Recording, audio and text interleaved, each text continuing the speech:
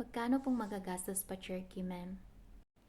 Basically, ang isang hired na applicant pa Turkey is siya po ang gagastos ng visa application niya worth 200 USD or almost 12,000 in pesos.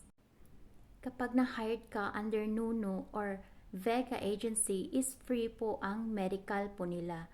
So, kapag na-hired ka naman under Excel and Philippine Libakichi is ikaw po mismo ang magbabayad ng medical which cost around 5,000 or 5,500 ang medical po nila. So, yan po ang basic na magagastos nyo po, ang 200 USD and the medical fee, depende po sa agency.